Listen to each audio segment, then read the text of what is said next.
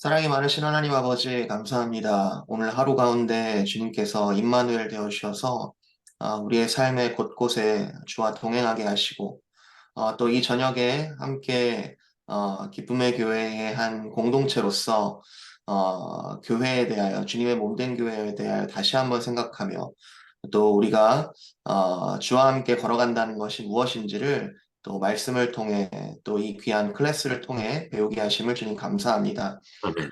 주님 한 걸음 걸음마다 주님께서 동행하고 계심을 매 주일도 참 감사하지만, 귀한 공동체 가운데 우리가 무엇을 하는 것이 우리의 본분인지를 참으로 귀하게 배우는 이 시간 되게 하여 주시옵시고, 특별히 함께 참여하는 모든 이들에게 주님을 사랑함 뿐만 아니라 주 안에서 함께 한 공동체가 되어 서로가 사랑하는 귀한 기회로 이 시간을 삼아 주시옵소서. 아멘. 감사드리며 예수 그리스도의 이름으로 기도합니다. 아멘. 지난번에 나눠드렸던 요절 말씀 먼저, 함께 좀 다시 읽어볼게요. 아직도 다 외우시지는 못하셨겠지만, 뭐 외우신 분도 계시겠고요. 그렇지만 같이 한번 찾아서 읽어보겠습니다. 자, 희년의 복음, 먼저 레위기 25장 10절 말씀 같이 봅니다. 우리 함께 읽어주세요. 너희는 50년째 해를 거룩하게 하여 그 땅에 있는 모든 주민을 위하여 자유를 공포하라. 이 해는 너희에게 희년이니 너희는 각각 자기의 소유지로 돌아가며 각각 자기의 가족에게로 돌아갈지며. 한 번 더 할게요. 레위기 25장 10절. 너희는 50년째 해를 거룩하게 하여 그 땅에 있는 모든 주민을 위하여 자유를 공포하라. 이 해는 너희에게 희년이니 너희는 각각 자기의 소유지로 돌아가며 각각 자기의 가족에게로 돌아갈지며. 예, 지난번 모였을 때 제가 희년의 의미를 말씀드리고 저희 교회가 희년이라는 주제를 우리 교회의 이름으로 교회의 이 표지로 삼았던 그 이유, 무엇보다도 복음 안에서 예수 그리스도가 우리의 참 희년 되셨다라는 말씀을 나눴던 기억이 있는데요. 예, 기억해 주시기 바랍니다. 교회의 정체, 베드로전서 2장 9절 말씀. 베드로전서 2장 9절. 시작. 그러나 너희는 택하신 족속이요 왕 같은 제사장들이요 거룩한 나라요 그의 소유가 된 백성이니 이는 너희를 어두운 데서 불러내어 그의 기이한 빛에 들어가게 하시니에 아름다운 덕을 선포하게 하려 하십니다. 한 번 더 할게요.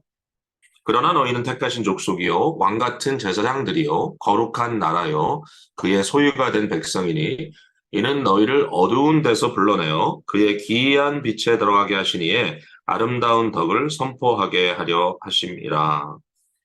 예, 그리고 교회의 사역 에베소서 4장 11절과 12절 말씀. 네, 같이 시작. 그가 어떤 사람은 사도로, 어떤 사람은 선지자로, 어떤 사람은 복음 전하는 자로, 어떤 사람은 목사와 교사로 삼으셨으니 이는 성도를 온전케 하여 봉사의 일을 하게 하며 그리스도의 몸을 세우려 하십니다. 한 번 더 할게요.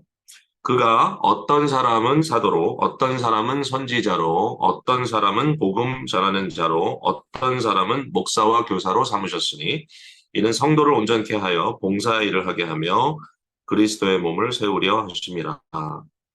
예, 요절 말씀은 매번 우리가 모일 때마다 다시 한 번씩 이렇게 읽어보곤 하겠습니다. 그래서 외워지겠죠? 언젠가는.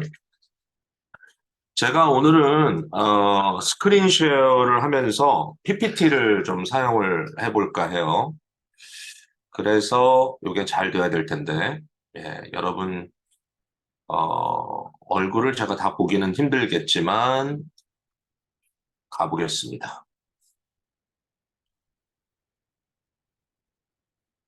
자, 질문입니다. 됐습니까?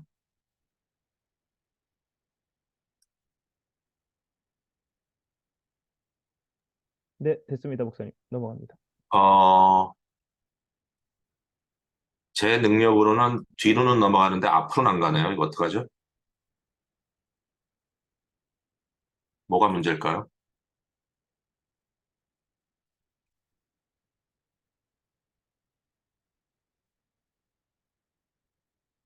자꾸 뒤로 가네요. 그 오른쪽 클릭하셔가지고 프리비어스로 아마 한번 해보시겠어요? 아, 오케이. 예, 그렇게 하면 할 수는 있겠 네. 근데 왜 버튼이 안 나올까요? 네. 근데 누르면 이제 넘어가네요. 네. 그리고 여러분들의 얼굴을 볼 수 있으면 한번 보겠습니다.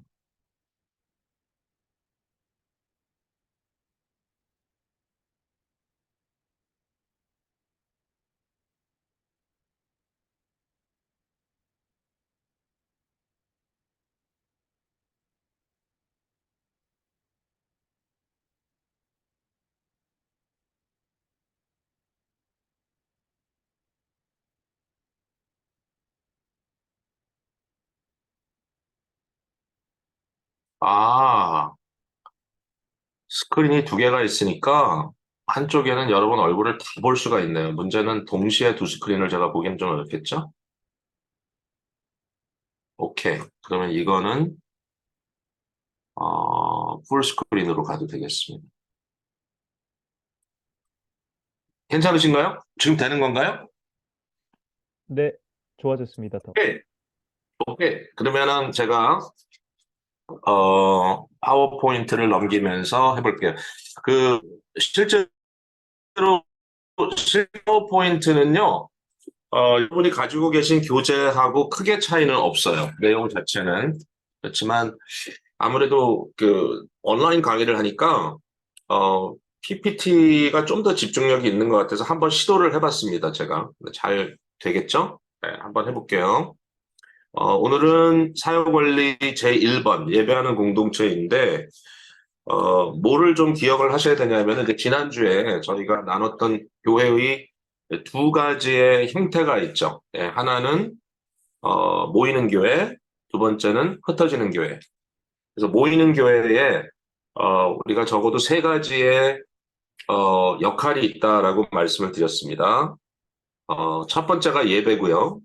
두 번째가 양육 또는 교제, 그죠? 한 몸으로 세워져 가는 것. 그 다음에 세 번째는 훈련 및 파송 이렇게 말씀을 드렸고요. 그리고 두 번째 크게 교회의 형태는 흩어지는 교회라고 말씀드렸습니다. 교회는 이제 보냄을 받기 때문에 각 있는 곳으로 삶의 현장으로 흩어지잖아요. 그래서 이 흩어지는 교회는 어, 예수 그리스도의 증거, 복음의 증거로 또 공의로움, 그 다음에 국률 행함 이렇게 이제 세 가지의 목적으로 흩어진다라고 말씀을 드렸고요. 그러니까 결국 이 교회를 우리가 이해할 때 이 두 가지의 그 폼으로 이해를 할 필요가 있는데 첫 번째는 예배하는 공동체라는 의미에서 이제 예배를 지금 강조해서 말씀을 드립니다. 기쁨의 교회의 이 예배라고 하는 사역 원리는 이렇게 기록을 해봤어요. 기쁨의 교회는 공동체로 모이는 교회죠. 천상의 하나님 보좌 앞으로 함께 나아가는 예배하는 교회입니다. 이렇게 일종의 뭐라 그러죠? 이걸 그 우리의 그 value statement겠죠? 우리의 가치를 의미한 제일 중요한 게 뭔가 이게 되게 중요합니다. 기쁨의 교회는 예배하는 교회인데 그 의미는 우리가 함께 모일 때 천상의 하나님 보좌 앞으로 한 마음으로 하나가 되어 나아가는 바로 이러한 예배를 드리는 교회입니다. 이렇게 우리 교회의 예배하는 모습을 그려보았어요. 도대체 천상의 하나님 보좌 앞으로 나아간다는 게 무슨 말이냐 이제 이런 이야기를 우리가 나눠야 될 텐데 제가 소망하기는요. 이제 오늘 이 강의를 들으신 후에 이제 오는 주일에 여러분들이 이제 공예배로 모일 거예요. 1부 예배든 2부 예배든 3부 예배든 여러분께서 뭐 자녀들이 있다면 2부 예배가 아마 가장 많이 오실 거고 또 그렇지 않다면 뭐 1부나 3부 예배를 오실 수 있는데 어떤 예배에 오시든지 간에 그 예배를 통하여 우리가 지금 무엇을 하고 있구나. 나는 지금 이 예배를 통해서 하늘 보좌로 나아가고 있구나. 이제 이런 이 내용이 채워짐으로써 여러분의 예배가 굉장히 익사이팅하고 짜릿한 경험으로 너무나 감동적인 경험으로 이해가 되기를 바라고 있고요. 저는 이렇게 생각해요. 뭐 많은 교회들이 부흥회도 하고 수양회도 하고 저희도 뭐 얼마 전에 가족 수양회 짧지만 했습니다만은 특별한 집회를 함으로써 은혜를 받는다기보다는 우리가 매 주일에 드려지는 예배가 풍성함으로 그 예배를 통하여 얻어지는 영의 양식이 충족함으로 예배를 통하여 하나님과의 교통이 굉장히 의미가 풍성함으로 정말 한마디로 거기에 영적인 만족을 누릴 때 우리의 삶의 리듬이 정말 견고하게 아름답게 서가는 것을 우리가 함께 경험할 수 있으리라고 생각하고 이제 그게 어떻게 보면 가장 중요한 우리의 모습이어야 된다라고 저는 생각을 합니다. 자, 예배가 뭔가? 라는 질문을 했을 때 저는 이제 이 단어를 한번 생각해 봤어요. 단어의 worship이라고 이제 보통 영어는 이 예배를 말합니다. 우리가 그 찬양과 경배 뭐 이런 굉장히 그 찬양 중심적인 모임들이 활성화됐을 때 그 영어로는 이제 praise and worship 이렇게 그 표현을 하곤 했는데 과연 이 worship이라는 게 무슨 의미일까? 이 worship이라는 단어가요, 영어 단어죠, 물론. 근데 영어 단어인데 이 worship이라는 단어가 Old English로요. 그러니까 옛날에 그 고대 영어로 이걸 풀어보면 worship이라는 단어였다 그래요. 여기에서 이제 제가 이것을 뽑아본 이유는 뭐냐면은 바로 여기 안에 들어있는 숨어있는 이 worth라고 하는 단어를 발견하기 위해서입니다. 그러니까 worship 그랬을 때 뭔가 이해는 되지만 그 의미가 확 오진 않죠. worship이 뭘까? 근데 그 worship이라는 단어 속에 그 worth라고 하는 단어가 숨겨져 있다는 걸 여러분들이 항상 기억했으면 좋겠어요. 그래서 worship이라는 단어 속에 숨겨져 있는 이 worth라는 말은 우리가 잘 알지만 이것은 가치를 의미합니다. 무엇에 합당하심. 그러니까 하나님은 우리의 찬양과 경배와 우리의 모든 전인적인 헌신을 받으시기에 합당한 가치를 지니신 분입니다. 라고 말하는 것이 예배입니다. 그러니까 대상자에게, 예배의 대상자는 하나님이시죠.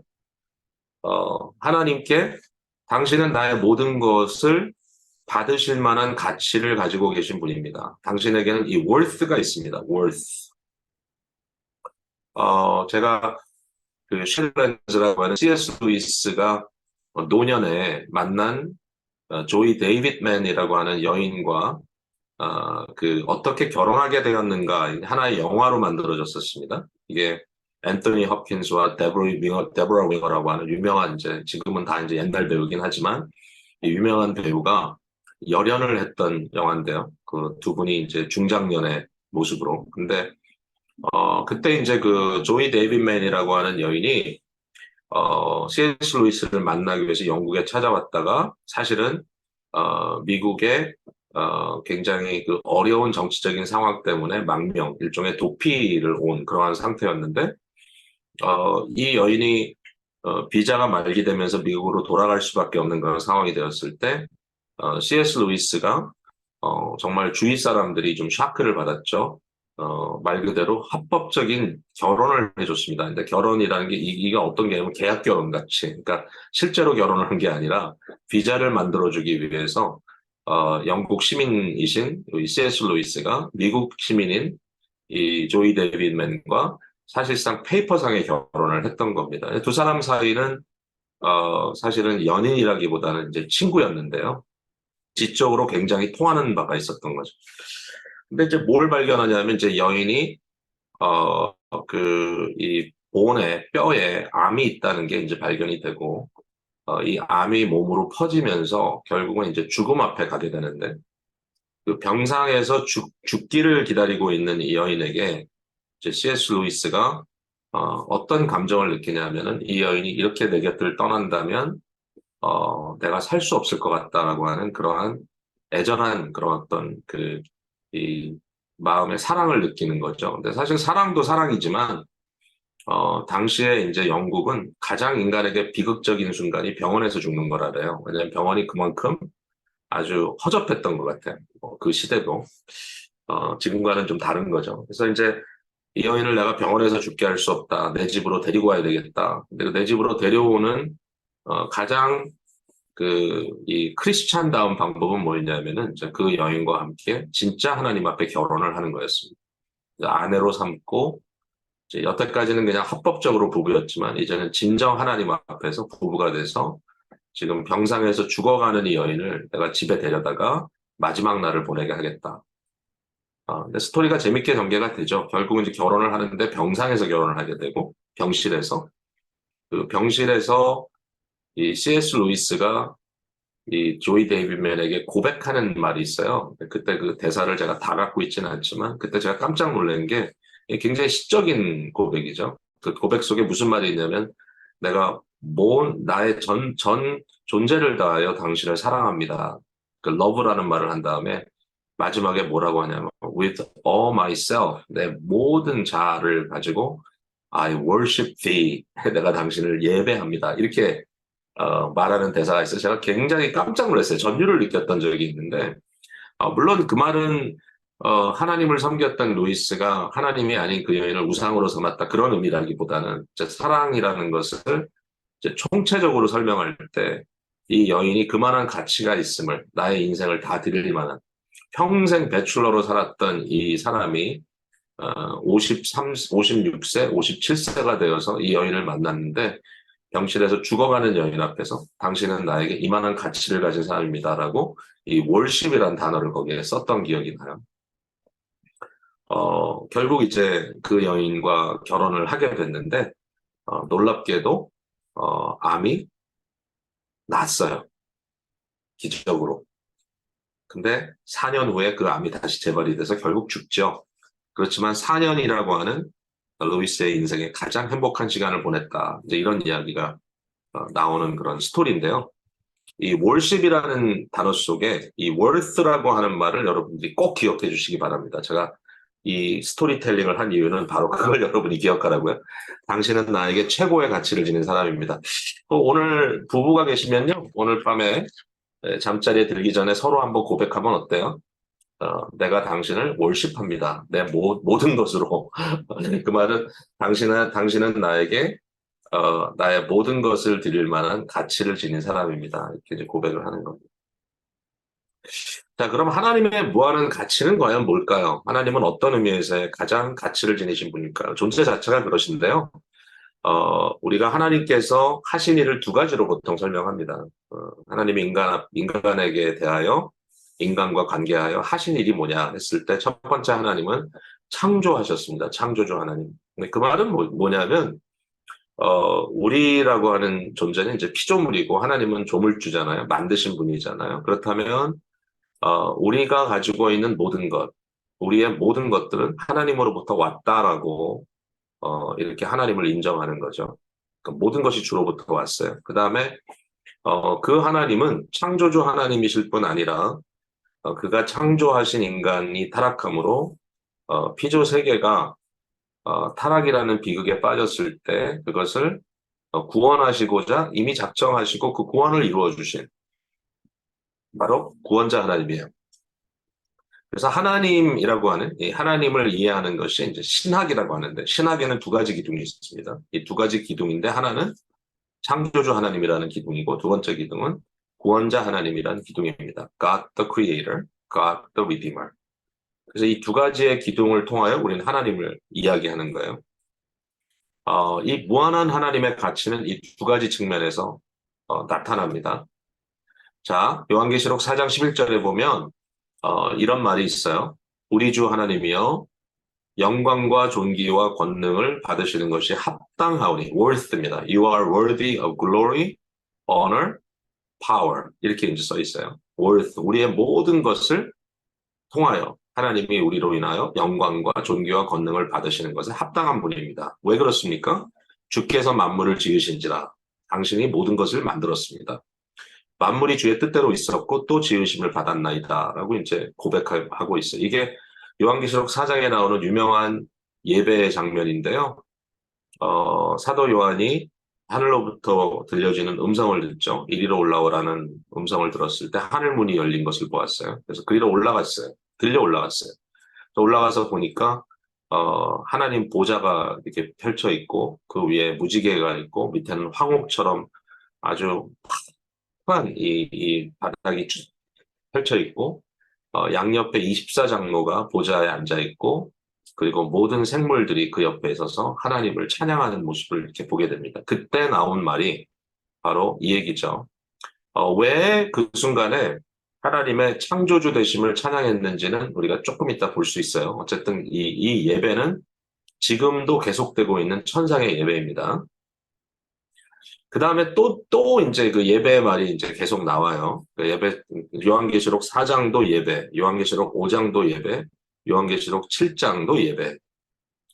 근데 이 예배하는 이제 사람들의 모습이 조금씩 다른데요. 요한계시록 5장 12절과 13절에는 죽임당하신 어린 양을 찬양하고 있어요. 죽임당하신 어린 양, 예수 그리스도시죠. 그러니까 이제 여기에서 강조하는 것은 단순히 창조가 아니라 이제 구속, 구원의 의미를 강조하고 있는 거죠. 그래서 죽임당하신 어린 양은 능력과 부와 지혜와 힘과 존귀와 영광과 찬송을 받으시기에 합당하도다. 더 많은 말이 나오죠. 능력과 부와 지혜와 힘과 존귀와 영광과 찬송을 받으시기에 합당하다. 왜? 우리의 구원을 이루시기 위하여 자기의 생명을 내어주신 분이시기 때문에. 보좌에 앉으시니 성부 하나님 그리고 어린 양. 어린 양도 보좌에 있습니다. 사실은. 그렇지만 여긴 그리스도시죠. 그리스도 예수. 보좌에 앉으시니와 어린 양에게 찬송과 영광과 권능을 세세토록 돌릴지어다. 이건 구원자 하나님에 대한 찬송이죠. 예배죠. 그 다음에 또 계시록 7장 10절과 12절에 보면 구원하심이 보좌에 앉으신 우리 하나님과 어린 양에게 있도다. 그러니까 여러 민족, 여러 방언, 여러 이 족속들이 함께 모여서 종려나무 가지를 흔들면서 찬양하는 그 소리죠. 아멘. 찬송과 영광과 지혜와 감사와 존귀와 권능과 힘이 우리 하나님께 세세토록 있을지어다. 아멘. 여기에 이제 구원하심이 하나님이 우리를 구원했습니다. 우리는 구원받은 하나님의 백성이 되었습니다. 한 나라가 아니라 여러 나라, 모든 족속, 모든 민족, 모든 언어. 이 사람들이 구원받아서 보좌에 계신 하나님 앞에 서서 이렇게 찬양하고 있는 모습을 보게 되는 거죠. 자, 제가 이 그래픽에는 좀 자신이 없어가지고 이거를요, 제가 여기다 붙이기 위해서 노력을 많이 했어요. 일단은 월드 파일로 만든 거예요. 그것을 PDF로 만들어서 이것을 JPEG 사진으로 만들어서 여기 올렸어요. 더 잘하는 길이 있을 텐데. 어쨌든 뭐 그건 상관이 없어요. 창세기 1장에서 2장 4절에 있는 말씀을 한번 펴보세요. 여러분 성경 갖고 계시면. 창조주 하나님에 대한 얘기를 조금 할 거예요. 자, 요 창세기 1장은요. 이제 하나님께 예배를 드려야 될 우리의 그 이유를 표현해주는 굉장히 중요한 장이에요. 창세기 1장은 그냥 창조라고 얘기하는데 사실은 예배가 중요해요. 창세기 1장 1절에서 2장 4절까지가 사실은 한 단입니다. 그래서 똑같은 말이 반복되는 걸 볼 수 있어요. 1장 1절에 태초에 하나님이 천지를 창조하시니라. 2장 4절에 천지가 창조될 때 하늘과 땅의 내력이니 여호와께서 땅과 하늘을 만드시던 날에. 사실 조금 말이 다르지만 그러나 그 의미가 다 담겨 있어요. 태초, 바로 모든 것을 창조하신 그날 여호와 하나님이 땅과 하늘을 만드셨다 이 얘기예요. 땅과 하늘을 만드셨다. 이걸 이제 우리가 그 히브리적인 그 어떤 문학의 기교로 이것을 수미 상관 구조라고 얘기합니다. 어렵죠? 수미, 머리수, 미는 꼬리고요. 그러니까 머리와 꼬리, 앞과 뒤가 상관되어 있는 구조. 그러니까 똑같은 말이 처음 나오고 마지막 나오고 그리고 그 안에 나와 있는 내용이 그 말을 설명하는 거예요. 자, 이겁니다. 그러니까 태초에 하나님이 천지를 창조하시니라. 이게 앞에 또 뒤에 반복이 됐죠. 그 사이에 이 내용이 들어가 있어요. 이 내용이. 자, 이게 보세요. 과연 여기서 강조하고 있는 창조의 모습은 뭔가? 1장 2절에 보면 땅이 등장합니다. 아니, 땅을 만들지도 않았는데 왜 땅이 나오나? 좀 혼란스럽죠?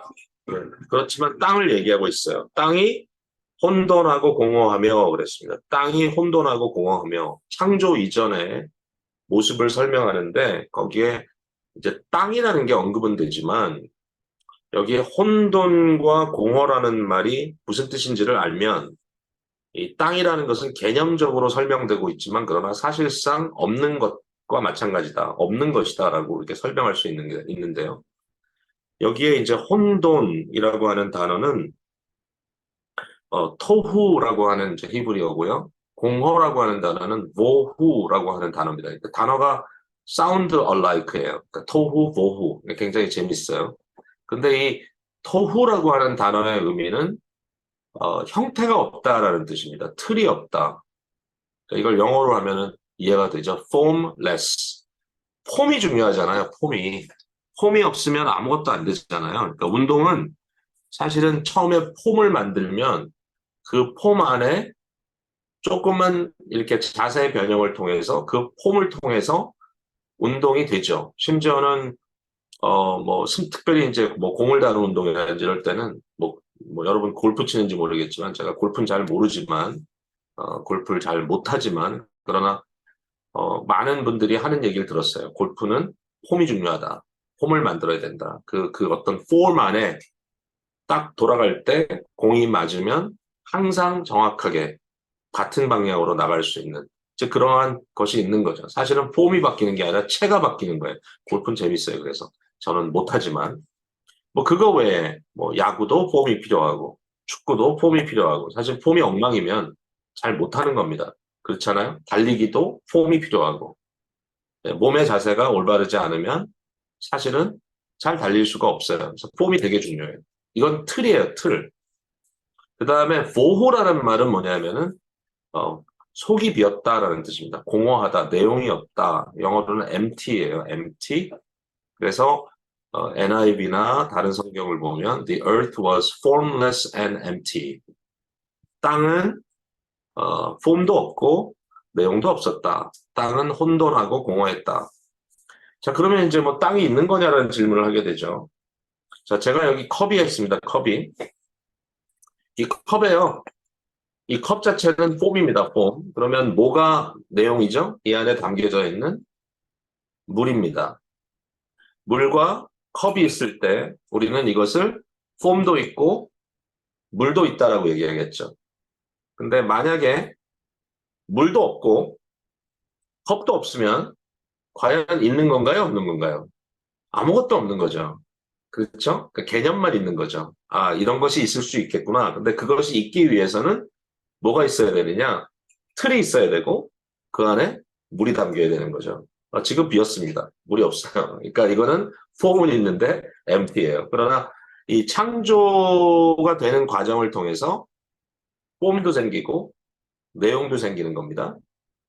자, 6일간의 창조라는 것이 이제 사실은 날에 대한 개념이 이게 6일, 하루가 24시간 데이인가? 뭐 이런 질문을 하게 되는데 사실은 이 시간과 공간의 개념이 이렇게 플렉서블한 이 하나님의 어떤 현실, 그러니까 하나님은 영원하신 분이고, 그러니까 시간을 초월하신 분이고, 또 하나님은 어떤 공간이든지 드나드실 수 있는 그런 존재잖아요. 그러니까 공간이라는 것은 하나님의 피조물이잖아요. 그러니까 이런 상황 속에서 이게 24hour day냐라고 얘기하는 것이 과연 무슨 의미일까?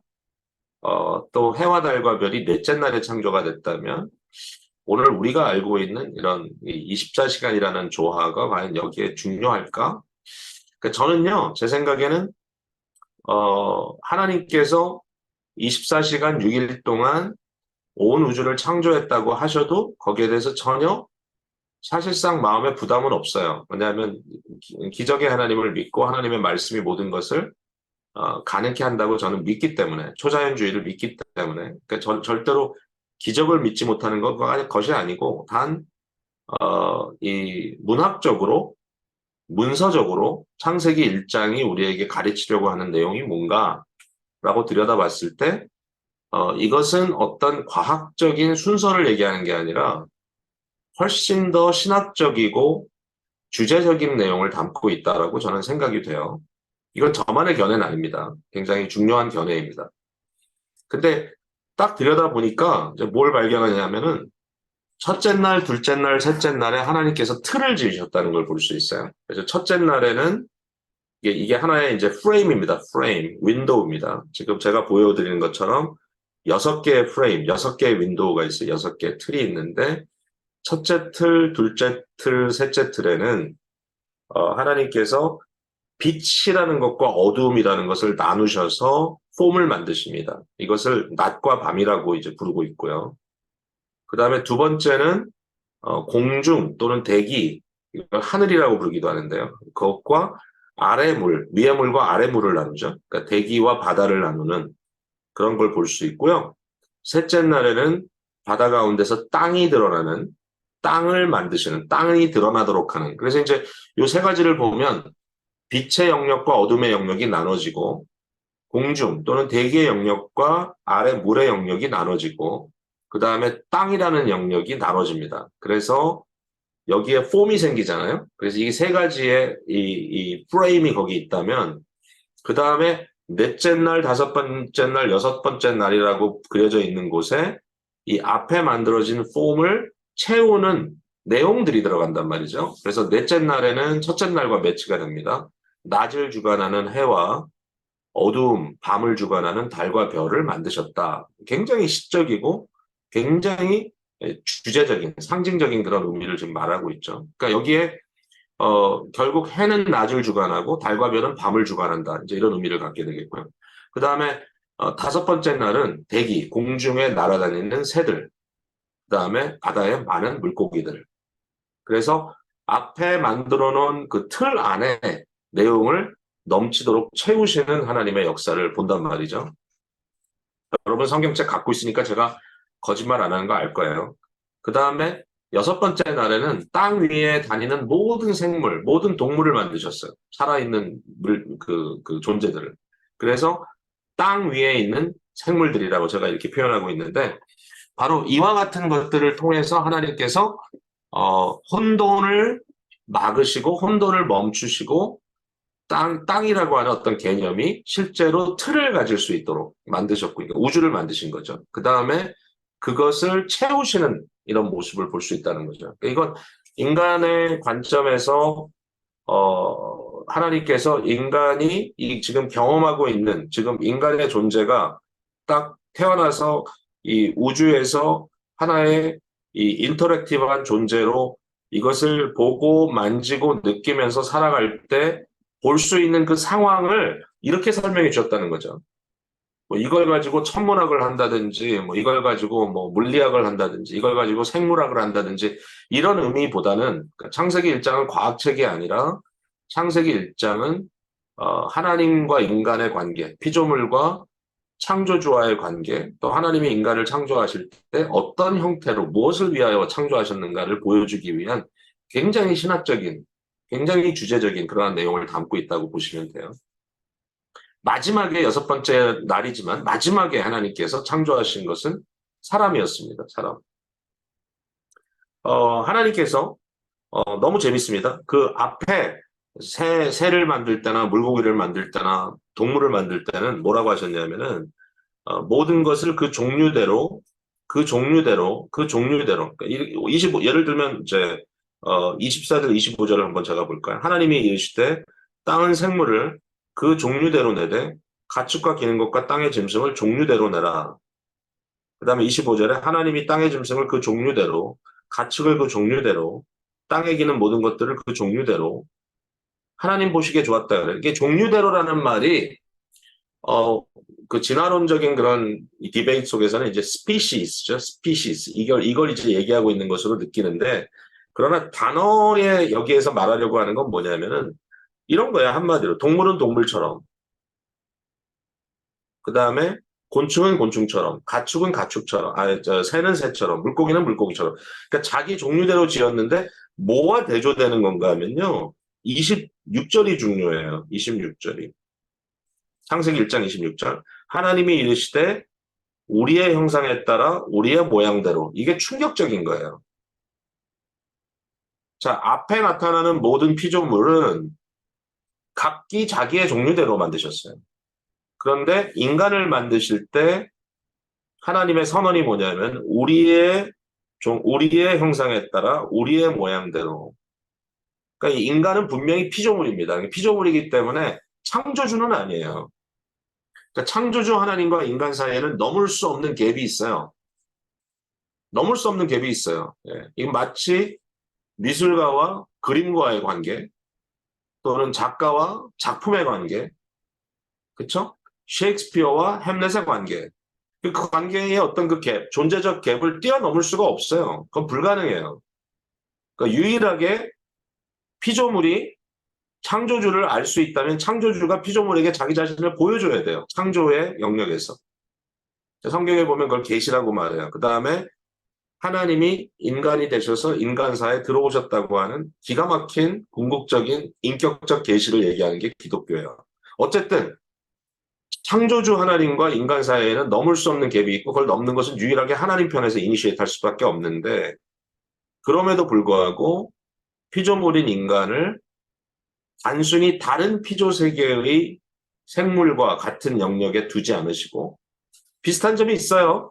이 장에 보면 하나님께서 땅에 기는 모든 짐승과 인간을 동일하게 흙으로 빚으셨다고 말하고 있어요. 그러나 비록 우리의 육신의 연결성이 있다 할지라도 본질적으로 다른 부분이 뭐냐면 우리는 인격체로, 영물로, 영적인 존재로 하나님을 예배하는 자로, 그러니까 우리의 눈이 땅에 머무는 것이 아니라 하늘을 향하여 하나님을 바라볼 수 있는 위대한 존재로 만드셨다는 거예요. 그래서 우리를 모든 피조 세계 속에 하나님이 왕이잖아요. 진정한 왕의 왕을 닮은 왕 같은 제사장. 그러니까 모든 피조 세계와 하나님을 연결하는 존재로 만들었다라는 것이 굉장히 중요한 인간에 대한 이해예요. 이게 창세기 1장에 다 나오는 거예요. 자, 2장으로 넘어가면서 일곱째 날이 등장을 하는데요. 일곱째 날을 등장할 때 이것을 이제 안식일이라고 말하는데, 이제 안식이란 말, 샤바트라는 말은 말 그대로 쉬었다는 말이에요. 멈췄다는 말이에요. 그러면 하나님이 하신 모든 일을 쉬었다. 6일 동안 창조하시고 피곤하셨구나. 하나님이 피곤하셔서 쉬었나? 근데 좀 말이 안 되잖아요. 하나님이 어떻게 피곤하세요? 그리고 하나님이 쉬신다면, 하나님이 하신 일을 멈추신다면 이 우주는 지탱될 수 없다는 것이 성경의 가르침이고 또 우리가 당연히 믿을 수밖에 없는 현실입니다. 이 온 우주는 하나님께서 이렇게 붙들지 아니하시면, 이것을 서스테인하지 아니하시면, 하나님의 섭리로 지켜내지 아니하시면 이 세상은 넘어질 수밖에 없어요. 파괴될 수밖에 없어요. 존재할 수 없어요. 그렇다면 이 안식이라는 게 도대체 무슨 말일까? 그러니까 신약 성경에 보면 예수님 시대에 이 율법을 잘 지키던 바리새인들은 안식일을 꼭 지켜야 되는데 예수님께서 갑자기 막 안식일에 병자도 고치고 막 예수님께서 구제하는 일도 하시고, 그러니까 예수님께서 오셔서 안식일에 그들의 생각에는 하지 말아야 될 것을 하셨다는 거죠. 그때 왜 너가 그렇게 하느냐 하니까 예수님께서 하신 말씀이 아버지께서 일하시니 나도 일한다. 그러면서 하나님 아버지께서 일을 하신다는 거야, 안식일에. 그러니까 이제 안식이라는 말이 그럼 무슨 말이냐 했을 때 저는 이제 여기에 이런 표현이 맞는 것 같아요. 이제 안식이라는 말, 샤바트라는 말 속에 들어간 중요한 또 하나의 의미는 뭐냐면 자기의 자리로 돌아간다라는 의미가 있어요. 자기의 자리로 돌아간다. 자기가 있어야 할 곳으로 간다. 집으로 간다는 얘기죠, 결국. 집에 가면 쉬잖아요. 원래 우리가 있어야 될 곳으로 가면 쉼을 얻는 겁니다. 그죠? 근데 하나님께서는 안식일에 무엇을 하셨는가? 하나님이요, 본인이 가셔야 될 곳으로 가셨어요. 그게 어디죠? 자, 이사야 마지막에 보면 이렇게 써 있어요. 하나님께서 말씀하시기를 하늘은 나의 보좌요, 땅은 나의 발등상이다. 발등상은 뭐냐면 발을 올려놓는 스툴이란 뜻이죠. 여러분 뭘 상상해야 되냐면 옛날에 왕이 왕궁에 이제 들어가면 이제 왕이 보좌에 앉아 있는 자리가 보일 거 아닙니까? 그럼 보좌가 다른 사람들과 동일한 그 어떤 수준의 이 레벨에 있지 않죠. 그러니까 층계를 올라가야 왕의 보좌가 있고, 그다음에 왕의 보좌도 그냥 그 층계 꼭대기에 그냥 앉아 계신 게 아니라 보좌가 굉장히 높죠. 그러면 그 보좌에 앉으신 이의 발을 받쳐줄 수 있는 발판이 필요하죠. 그러니까 그런 이미지입니다. 하늘은 나의 보좌고 땅은 나의 발판이다. 그러니까 태초에 하나님이 하늘과 땅을 창조하셨는데 이 하늘과 땅을 창조하신 것이 뭐냐라고 했을 때 하나님의 보좌를 만드신 것이다. 즉 하나님의 왕궁을 지으신 것이다. 온 우주는 하나님의 팰러스다라는 것이죠. 그러면 안식의 개념은 뭐냐면 하나님이 보좌에 앉으셨다. 하나님이 보좌에 앉으셨다. 결국 이 전체의 그림을 완전하게 조화를 이루고 있는 우주의 형태로 봐야 됩니다. 그렇다면 이게 뭐냐? 이게 곧 안식이에요. 이게 완성된 모습이에요. 모든 것들이 질서 있게 자리를 잡고 있고요. 사람이 하나님의 형상으로 온전하게 제사장의 직분을 감당하고 있고요. 하나님은 보좌에 앉으셔서 온 세상을 다스리십니다. 이게 지금 여기 보여주고 있는 이 도표가 바로 뭐냐? 바로 이게 안식의 그림이다. 보좌에 앉으신 하나님, 24장로가 둘러있고 모든 것들로 예배하라고 하나님을 찬양하고 모든 생물이 그 앞에서 하나님을 찬양하는 그러니까 모든 생물은 사람에 이끌리어 예배 인도자에 이끌리어 하나님을 예배하도록 이렇게 만들어진 거죠.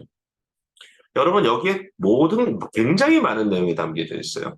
예를 들면 이게 하나의 첫 창조의 이미지가 구원의 이미지가 되기도 해요. 예를 들면 이런 거예요.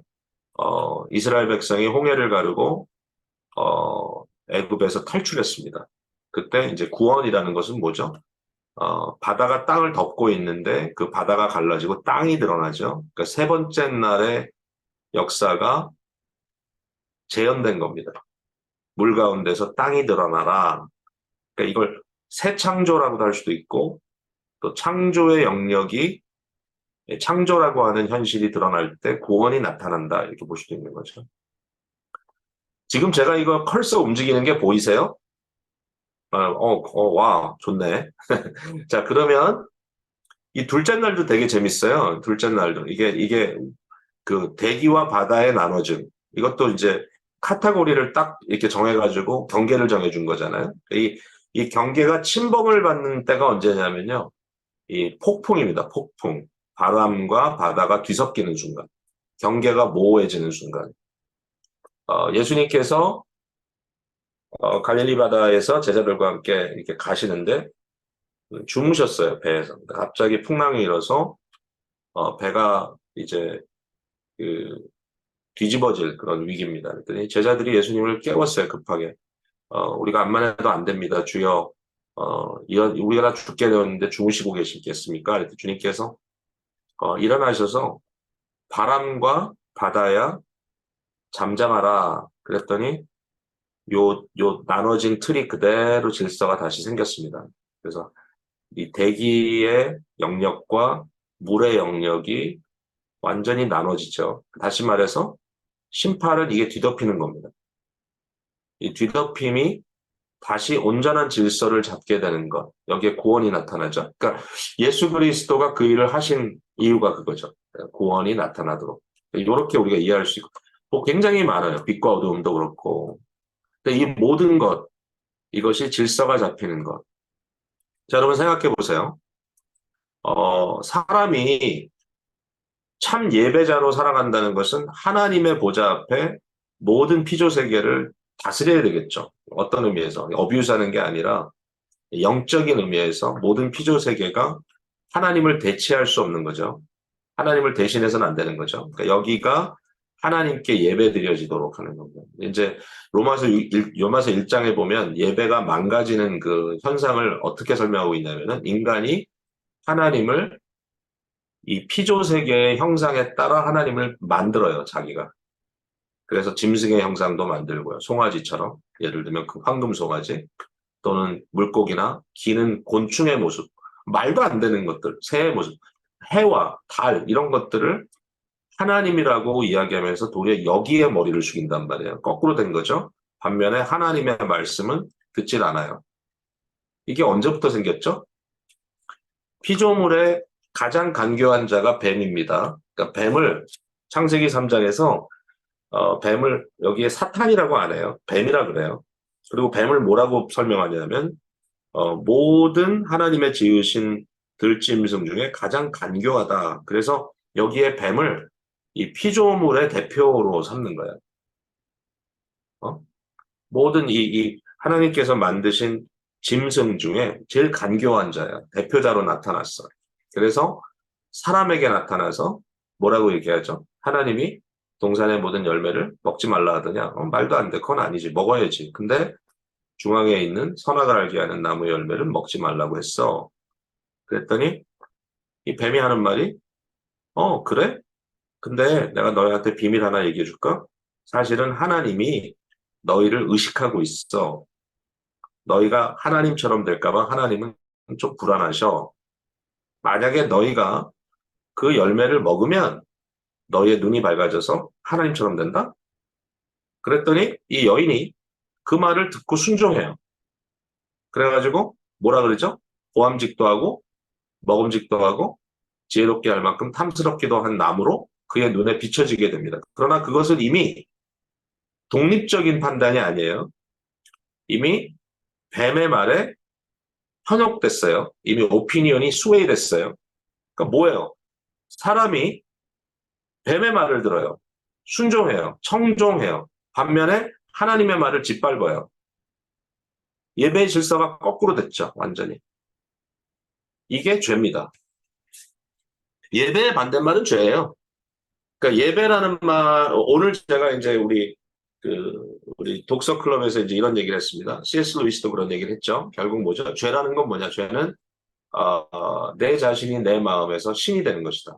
내 스스로. 근데 사실은 인간은 스스로 신이 될 수 없는 존재다 보니까 결국은 신이 될 수 없는 것들 앞에 머리를 숙인단 말이야.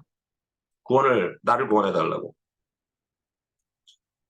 그러니까 이것을 돌이키는 것이 예배예요. 제자리로 돌려놓는 것. 그러니까 우리가 예를 들어서 이제 예배 중에 헌금의 개념을 얘기할 때도 저는 그렇게 설명하는 게 타당한 것 같아요. 헌금은 6일 동안 이 세상 속에서 내가 일하고 이 세상과 인게이지해서 나타난 결과를 얘기하는 거예요. 그 물질 중에 하나님께서 기본적인 원리를 이렇게 얘기했어요. 10개 중에 하나는 하나님과 너와의 관계를 위해 써.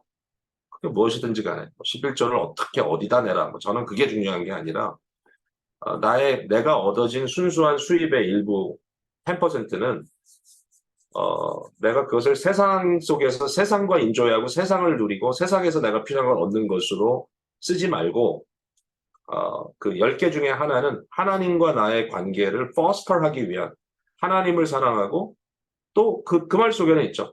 공동체를 사랑하고 하나님을 예배하는 그 일을 위해 사용해 라고 하는 하나님의 말씀과 3년에 한 번씩 또 타이딩을 하라 그랬잖아요. 그건 3%잖아요. 그 3%는 뭐냐? 이 세상에서 소외된 나그네들, 소외된 가난한 자들, 과부와 고아들 위에 쓰라는 거예요. 흘러보내라. 저는 이게 너무 타당한 것 같아요. 우리의 물질. 왜? 거기에 굉장히 중요한 포인트는 뭐냐면 헌금이라는 건 뭐냐면 연보라는 것은 이 물질이 내 신이 아니라는 거예요. 그러니까 내 지갑이 나의 신이 아니고 나는 그 지갑을 하나님께 경배토록 한다. 그런 개념이라고 저는 생각해요. 그 헌금이라는 게 그래서 예배와 분리되는 게 저는 조금 불만이에요, 여전히. 요즘은 다 이제 뭐 은행으로 직접 하기도 하고, 벤모로 하기도 하고 그렇지만, 사실은 예배 때 들어오는 예배자가 그 헌금대 안에 내가 일주일 동안 땀 흘려서 준비한 것 중에 일부를 구별하여서 하나님께 드릴 때 그것만 드리는 게 아니잖아요. 나의 유기를 드리는 거예요, 거기다가.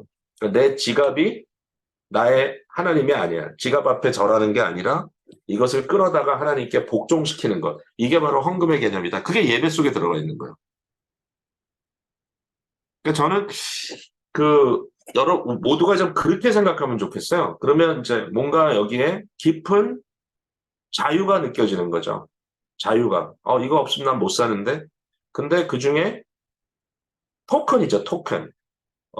이것을 대표하는 그 무엇을 하나님께 머리 숙이게 함으로써 모든 것이 딸려가도록 하는 굉장히 훌륭한 역할을 하는 것이라고 생각을 해요. 자, 이 그림 넘어갑니다.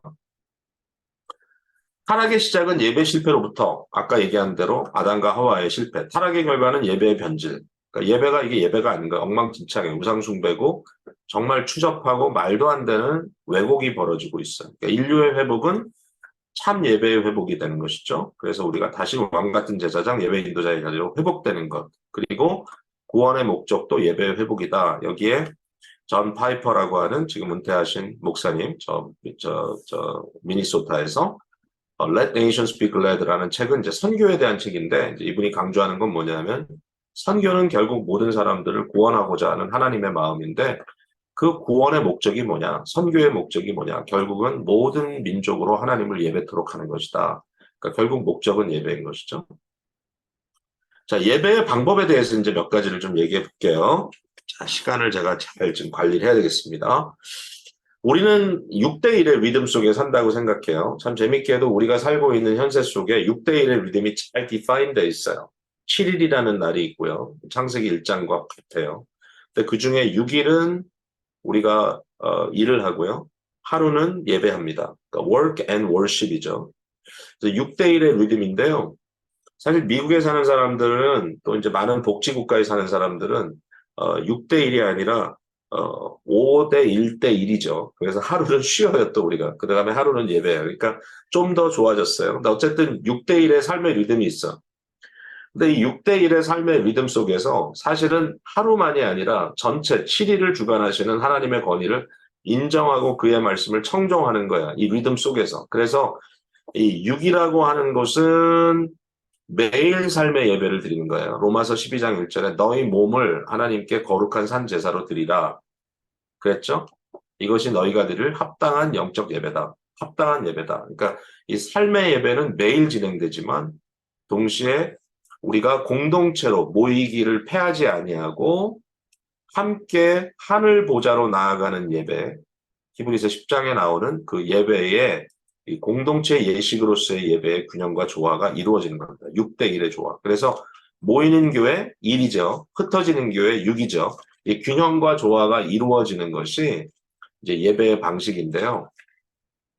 공동체로 드리는 예배를 지금 말해볼게요. 그러니까 우리가 주일날 이제 예배를 드릴 때, 그 예배 내용을 보면 이걸 우리가 리터지라고 부르는데, 하나님과 그의 백성 또는 그의 자녀들 간의 대화의 형태로 돼 있어요, 예배는. 그래서 잘 보세요. 우리 예배 인도자, 보통 목사님이 하시죠? 목사님이 하나님을 대신해서 call to worship을 합니다. 예배로 부름. 이거는 아무거나 막 마구잡이로 하는 게 아니에요. 성경에서 하나님께서 백성들을 예배로 부르시는 구절을 선택해서 하나님을 대신하여 백성을 부르는 거예요. 그러니까 이 말은 한마디로 얘기하면 내 백성들아 와서 나를 만나라. 이렇게 하나님께서 부릅니다. 네. 하나님은 영이시니 예배하는 자가 신령과 진정으로 예배할지니라. 또 오라 우리가 함께 예배하자, 함께 경배하자. 네? 하나님은 우리의 하나님이시고 우리는 그가 기르시는 목자다. 양이다. 이렇게 얘기하죠. 10편, 100편 뭐 이렇게 나오죠. 그러니까 예배로 부르시는 그 부름을 하나님이 하시는 거예요, 사실은. 하나님. 그래서 하나님이 부르시는 것을 예배 인도자가 대신하죠. 그 다음에 이어서 무슨 일이 벌어지죠? 우리가 반응합니다. 이제 우리 편입니다. 우리 쪽에서 신앙을 고백하고 찬송을 하나님께 올려드리고 또 기도합니다. 기도하라 하셨으니까요. 백성들이 하는 거예요. 그 다음에 하나님께서 말씀을 선포합니다. 자, 여기에 이제 굉장히 중요한 게 있죠. 이 찬송 속에 또 뭐가 들어가죠? 예. 1부 예배는 지금 쉬고 있지만 3부 예배 같은 경우는 찬양대가 들어가죠. 찬양대. 찬양대는 마치 대표자가 대표 기도를 준비해서 드리듯이 찬양대는 대표자로서 찬송을 하나님 앞에 준비해서 드린다라는 의미입니다. 그러나 그러한 찬양대가 없다고 예배가 안 되는 건 아니에요. 중요한 건 회중이 함께 하나님께 나아가는 반응이에요. 그러니까 찬양대는 회중을 위해서 찬송 부르는 게 아닙니다. 엄밀히 따지면.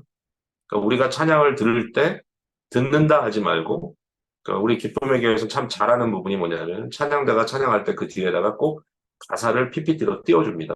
그래서 아시는 분들은 속으로라도 그 가사를 함께 부릅니다. 찬양대와 함께. 준비된 찬양을 아름답게 화음을 넣어서 하나님께 올려드릴 때 성도들이 같이 반응합니다. 같이 하나님께 올려드립니다. 그래서 이것도 백성이 하는 것이다. 잊지 마세요. 여러분께 드리는 찬양이 아니에요. 그러면 하나님께서는 말씀을 선포하심으로 우리에게 말씀하시죠. 이 설교라는 것은 좀 달라요. 그러니까 설교는 성경 공부하고는 좀 달라요. 그러니까 설교는 선포의 의미가 있어요. 그러니까 하나님을 대신한다. 그래서 이게 설교자가 자기 얘기도 하고 어떨 때 보면 자기가 스트러글 하는 얘기도 하고 다 하지만 이제 본질적으로 성도들은 이 말씀이 나와 좀 연결됐으면 좋겠다라는 고민들을 항상 하기 때문에 뭔가 이렇게 듣기 좋은 말씀, 그러니까 듣기에 편한 말씀, 말씀이 들리길 원하고 뭔가 우리와 좀 동질적인 그런 이야기를 해줬으면 좋겠다는 얘기들을 많이 하셔요. 그러니까 그건 이해가 충분히 돼요. 적용이 굉장히 중요하지만 1차적으로 예배에 선포되는 말씀은 하나님께서 백성들에게 하고자 하는 그 말을 전달한다는 데 의미가 있어요. 그래서 성도들 중에 훈련이 안 된 분들은 지루해할 수 있지만 우리가 예배 시간에 말씀을 전할 때 간증 설교 이런 거 안 합니다. 우리 교회에서는. 그러니까 예배, 대예배 때는 안 해요. 그런 건. 성교 보고 그것도 안 해요. 그러니까 주일 강단은 웬만하면 내주지 않아요. 왜냐하면 주일 예배는 그 하루의 예배는 하나님의 말씀, 성경 말씀이 열어지고 그 말씀이 주해되고 강해되는 것으로 하나님의 뜻을 전하는 게 목적이에요. 그러니까 그걸 제대로 하는 것이 중요해요. 그러니까 이 말씀의 의도가 뭐냐. 그러니까 제가 설교할 때 보면 그런 얘기 많이 하죠. 주해하면서 내 얘기를 하는 게 아니라 말씀을 객관적으로 인정하고 그 의미를 전달하려고 합니다. 적어도 노력해요. 뭐 100%는 아니겠죠. 불완전하지만. 그러나 적어도 예배라는 컨텍스트에서는 하나님께서 말씀하시는 걸로 우리는 받아들입니다. 그 순간에. 성경을 신실하게 나눈다는. 그러니까 성경 말씀을 신실하게 나누지 않고 자꾸 세상에서 헛소리하는 목사들은 문제가 있는 거예요. 예배 때. 예, 그거는 잘못된 거예요. 예배를 오해하는 거예요. 내가 사람들에게 뭔가 엔터테인을 해야 되겠다라는 잘못된 고민을 하고 있는 거예요. 자, 그 다음에 말씀을 듣고 나선 응답 기도하죠. 또 헌신의 찬송을 하죠. 그 다음에 헌금을 드리죠. 6일의 모든 것들을 중에 일부를 구별하여 드리되 결국은 6일 전체가 주의 것입니다라고 주께 헌신하는 겁니다. 그 다음에 마지막에 복의 선언과 파송이 있어요. 제가 여기에 축도라는 말을 안 했어요. 왜냐하면 우리가 축도라는 말을 주보에 쓰고 있지 않아요. 여러분 주보를 보시면 복의 선언이라고 돼 있어요. 그러니까 축도라는 말이 제가 싫어요. 왜냐하면 그 축도하면 기도예요. 축복 기도. 근데 이게 축복 기도가 아니에요. 하나님이 무슨 축복 기도를 해요. 하나님이 선포하는 건데. 하나님이 우리에게 복을 선언하는 거예요. 대신 그걸 목사가 해요. 에? 그리스도의 은혜와 하나님 아버지의 무한하신 사랑하심과 성령님의 교통하심이 너희 무리에게 항상 함께 있을지어다 이렇게 얘기합니다. 제가 35살에 교회를 개척했는데 저보다 나이가 많으신 분들이 예배를 드리는데 제가 마지막에 이 복의 선언을 할 때 있을지어다 그러니까 어떤 사람은 건방지다 그러더라고 저한테. 축원하옵나이다. 뭐 예수님의 이름으로 축원 기도하옵나이다. 뭐 여러 가지로 하는데 저는 끝까지 그걸 주장했어요. 왜냐하면 제가 하는 게 아니라 제가 전달만 하는 겁니다. 이건 하나님이 백성들에게 그 마지막으로 이제 예배자들, 천상의 예배를 드린 우리들에게 복을 선언하면서 그들을 세상으로 다시 파송하는 6일의 삶으로 파송하는 것이 바로 이 순간입니다. 제가 여러분께 항상 그러잖아요. 강단에서. 주께서 여러분을 파송하십니다. 그리고 복의 선언을 하지 않습니까? 너무 중요해요. 이런 것들을 우리가 이해할 때, 아, 이게 예배구나. 처음부터 끝까지. 그러니까 예배의 부름을 거의 여러분이 못 듣죠. 많은 분들이 왜? 예배 시간을 못 지키니까 큰 비극이에요. 큰 비극이에요. 그래서, 이 예배라고 하는 것은 처음부터 끝까지 이렇게 쭉 연결이 돼야 된다. 이 대화로. 질문 있으면 나중에 질문하세요. 자, 예배의 중심축은 하나님이에요. 하나님이 부르시고 하나님이 파송하는 거야. 우리는 응답하는 거야. 그러니까 요거를 저는 제가 신앙에 굉장히 큰 변화를 경험했던 게 이제 개혁주의 신앙을 배울 때인데 저는 신앙이라는 걸 이렇게 생각했어. 내가 하나님을 향하여 열심을 다하여 드리면, 내가 하나님을 향하여 열심을 드리면 하나님이 내게 응답해 주신다. 이렇게 생각했어. 나로 시작해서 하나님께 갔다가 하나님부터 다시 내게 돌아오는 것. 그게 신앙인 줄 알았어. 근데 아니에요. 하나님부터 시작해서 그의 은혜가 내게 왔다가 내가 모든 것을 만물과 함께 하나님께 돌려드리는 거예요. 그러니까 하나님으로부터 와서 하나님께 돌아가는 거예요. 결국 천동설이 아니고요. 하늘이 움직이는 게 아니라 내가 움직이는 거예요. 땅이 움직이는 거예요. 지동설이에요. 코퍼니커스 레볼루션이에요. 하나의 코퍼니커스의 혁명이 일어나야 돼, 신앙적으로. 나 중심이 아니라 하나님 중심. 네? 내가 기도하면 하나님의 보좌가 흔들리는 게 아니에요. 가끔 그런 기도하죠. 하나님의 보좌를 흔드는 기도. 그런 게 어디 있어, 세상에. 네? 하나님께서 나를 청하셔서 은혜의 보좌 앞으로 담대히 나와라. 왜? 그리스도 예수가 큰 대제사장 되셔서 우리를 위하여 하늘 보좌의 핏부림으로 대제사장의 역할을 감당하시니까 그가 뭐라고 해요? 우리 보러. 너희가 때에 따라 받는 은혜를 도움을 얻기 위하여, 은혜를 받기 위하여 은혜의 보좌 앞으로 담대히 나와라. 그랬을 때 아멘. 그리고 가서 하나님께 나아가는 거죠. 그러니까 인간의 욕구 중심의 예배라는 것은 있어서는 안 돼요. 근데 이제 과거에 예배라는 말을 막 썼어요. 그래서 뭐 구도자 예배 뭐 이런 말도 쓰고, 그러니까 seeker sensitive worship. 뭐 사실 그런 건 집회로 할 수 있어요. 전도 집회. 그러나 그걸 예배라고 불러서는 안 돼요. 예배는 하나님께서 부르시는 그의 백성들이 믿음으로 하나님께 반응하는 것, 그리고 하나님의 말씀을 듣고 또 반응하고 순종을 약속하는 언약 백성으로서 하나님께 드려질 때 하나님이 복을 선포하고 그들을 파송하는 것. 예배라는 것은 하나님 중심이에요. 그래서 이 소위 말하는 컨슈머리즘이죠. 컨슈머리즘. 그렇죠? 소비주의적 발상. 예배라는 것에 딱 나왔을 때 뒤에 뒷짐지고 이렇게 앞짐지고 뒷짐지고 탁 이렇게 앉아가지고 잘하나 보자.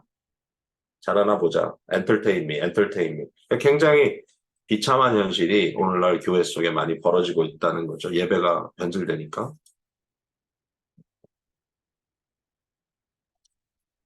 참 예배로 나와야 된다. 거의 끝나갑니다. 이게 중요해요. 예배의 자리. 자, 그러면 우리가 어디서 예배를 드려야 될까? 구약에는요, 하나님께서 자기의 이름을 둔 한 자리를 만드시고 그 자리로 오라 그랬어요. 그게 이제 성전이었어요, 성전. 근데 성전은 무너졌잖아요. 예수 그리스도에게 나아갑니다. 그리스도가 우리의 성전 되시기 때문에 그리스도의 이름으로 나가요. 근데 오늘날 우리의 예배의 자리는 어디냐면은 하늘 보좌예요, 하늘 보좌. 왜냐하면 제가 지금 지난 몇 주 동안 우리 전하 이효성 목사님이나 몇 주 동안 성전의 의미를 계속 반복해서 얘기를 했어요. 지성소, 법궤, 이게 뭐냐?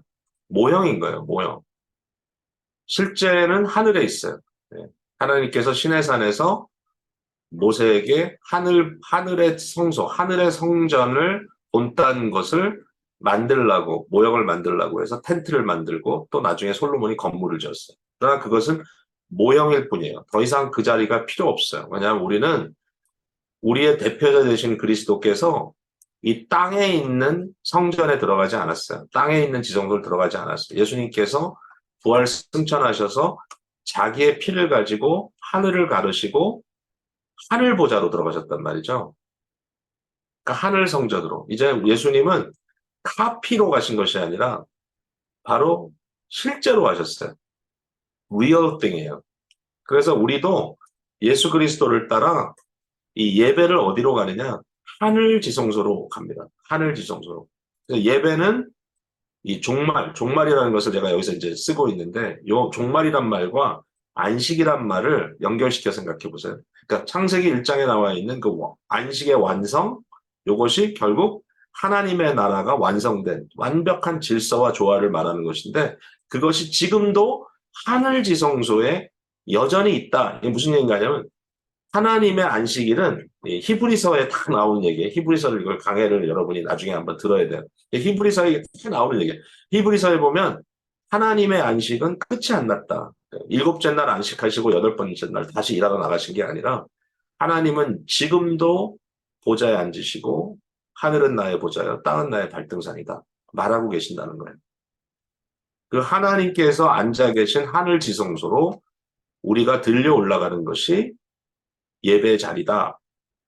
그러니까 종말은요, 하나님의 나라가 온전히 이루어진 현장을 말하는데 우리가 알죠. 그리스도 예수 오신과 함께 이미 이 땅에 뜻이 하늘에서 이룬 것 같이 땅에서도 이루어지다라고 기도하게 하셨으니까. 그러나 아직도 완성되지 않았죠, 이 땅에는. 그러나 완성된 현장이 있다라는 거예요, 이미. 미래가 아니라 already. 어디에? 하늘에.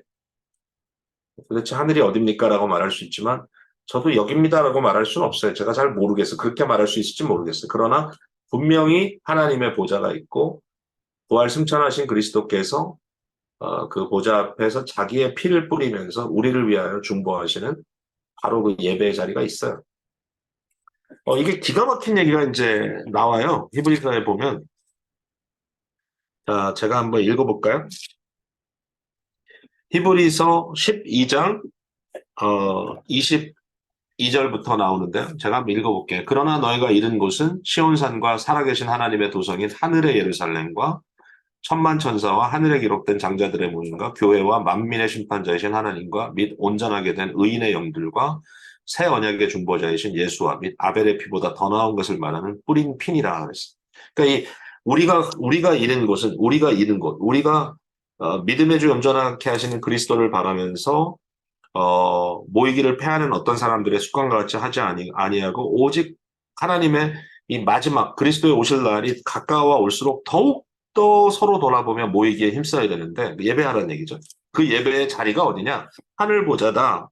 거기에 누가 있냐면 여기 보니까 온전하게 된 의인의 영들, 즉 우리보다 앞서 세상을 떠난 성도들의 영이 하늘 보좌 앞에 있어 하나님을 경배한다는 거예요. 그 자리에 우리가 들려 올라가는 거예요. 여러분 뭐 들려 올라간다 하니까 옛날에 우리가 뭐 이렇게 뭐 휴거 이런 거 많이 얘기했잖아요. 휴거. 갑자기 어느 날 사람들이 없어졌어. 뭐 이런 거 했는데 사실 진정한 휴거는 매주일마다 우리가 하늘로 올라가는 이 부름을 받고 마치 요한계시록 4장에 하늘 문이 열리고 음성이 들려 가로되 이리로 올라오라. 내가 보니 하늘에 열린 문이 있더라. 들려 올라가는 거예요. 믿음의 눈을 열고 올라가는 거예요. 그래서 거기에 가보니까 하늘 보좌가 열려 있더라. 얼마나 영광스러운 거예요, 예배라는 게. 자, 계시록 4장 1절 제가 한 얘기를 이미 여기다 썼네요. 2일 후에 내가 보니 하늘에 열린 문이 있는데 내가 들은 바 처음에 내게 말하던 나팔 소리와 같은 음성이 가로되 이리로 올라오라. 보라, 하늘의 보좌가 베풀었고 24장로가 둘러 있습니다. 히브리서 12장 20절. 그러나 너희가 이른 곳은 시온산과 살아계신 하나님의 도성인 하늘의 예루살렘이다. 얘기하고 있어요. 그러니까 예배로 들어가는 것은 하나님의 안식에 들어가는 것이고요. 이미 믿는 우리들은 저 안식에 들어가는 거다. 그러므로 우리가 이 안식에 들어가기를 힘쓰라고 말하시는 것. 이 안식과 좀 전에 얘기했던 창세기 1장의 내용이 맥이 통하는 겁니다. 결국 풀서클로 돌아왔죠. 여러분 창세기와 요한계시록은 똑같은 게 많아요. 그래서 이게 하나의 풀서클로 돌아가면서 결국 예배로 시작하여 예배로 마치는 게 성경입니다. 그러니까 이게 너무 중요하다.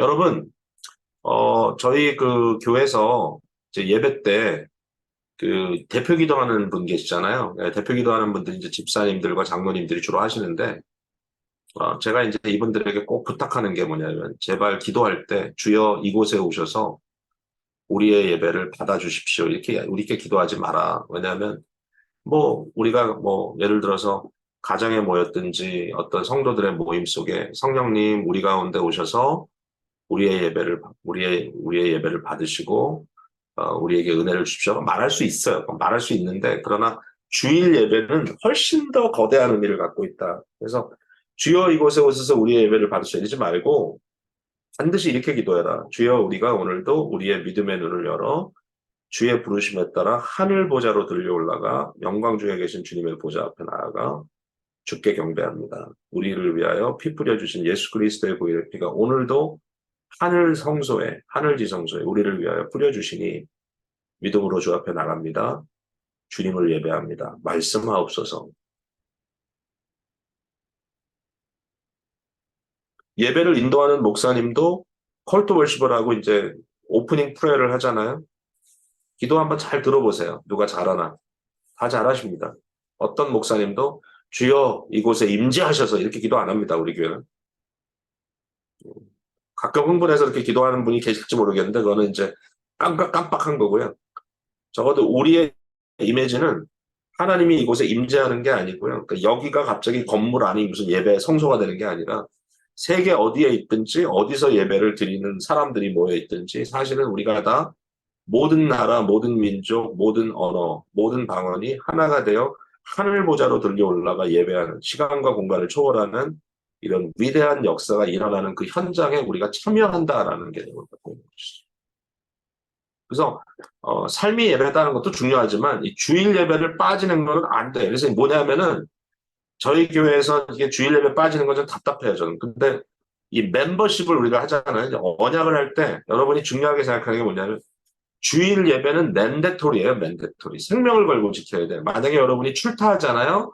그러면 요새는 뭐 이제 온라인으로도 접속해서 호텔방에서도 예배를 드릴 수 있으니까 그럼 진짜 예배 드리세요, 참여하고. 예전에 제가 그 주일에 이제 타 지역에 갔을 때 시간을 이렇게 맞춰가지고 제가 예배 인도도 하지만 또 맞춰가지고 우리 교회 이 예배를 들어가서 접속해서 예배 드릴 때 참 그것도 굉장한 또 감동이 있더라고요. 그래서 이럴 수도 있겠구나. 그럴 수도 있고요. 만약에 여러분들이 어떤 곳에 가서 예배를 주일을 보내거든 되도록이면 이제 우리 교회 접속해서 예배할 수도 있지만 그곳에 어떤 교회가 있는지 미리 알아보세요. 저한테 물어보세요. 거기 가면 어느 교회 가야 우리가 올바른 이 교회 그 예배를 드릴 수 있을까요? 그러면 적어도 어느 정도 맥이 통하는 분들과 연결을 시켜주면 여러분들이 애를 써서라도 의도적으로 아이를 데리고 예배를 가셔야 돼요. 그러니까 주일은 예배하는 날이다. 이걸 좀 더 확장하면 우리 집은 금요일 밤과 주일은 철치데이야. 이날은 우리가 꼭 가야 돼. 그렇게 잘하지 않으면 아이들이 안 가요, 나중에도. 툭툭 빠지고 이러면 애들도 헷갈려요, 나중에. 가는 거야, 마는 거야. 그리고 자기 일 있으면 안 가요. 공부해야 돼, 안 가요. 너 공부해야 돼? 집에 있어. 그럼 난리 나는 거예요. 애들 중고등학교 졸업하고 나서요, 나중에 대학 가잖아요. 그럼 걔네들 교회 안 갈 이유가 너무 많아요. 근데 교회 안 가면 큰일 나는 줄 알아야 돼, 아이들. 왜? 예배 드려야 되기 때문에. 빠질 수 없어. 예배는 이렇게 중요해요.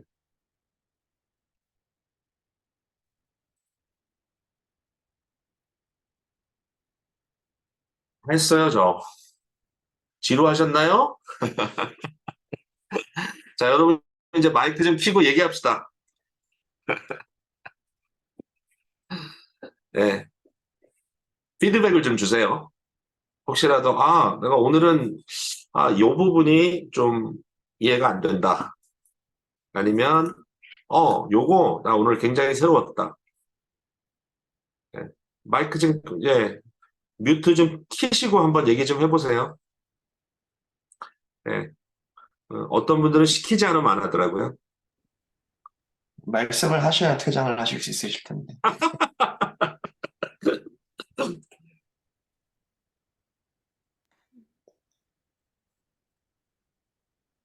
예. 김형섭 형제님, 김예진 자매님, 거기서부터 한번 윈도우를 열어보시죠. 자, 저희가 길게는 안 하겠어요. 오늘, 지금 9시 10분 전인데, 갈 때까지 갈 수도 있지만, 그렇게 길게는 안 가겠습니다. 여러분, 한번 한마디, 피드백을 주시든지 질문을 하시든지. 일을 잘 네? 애들한테 좀 크게, 안 들려요. 네, 주일날 캠핑 안 가야겠다는 생각을 했으니까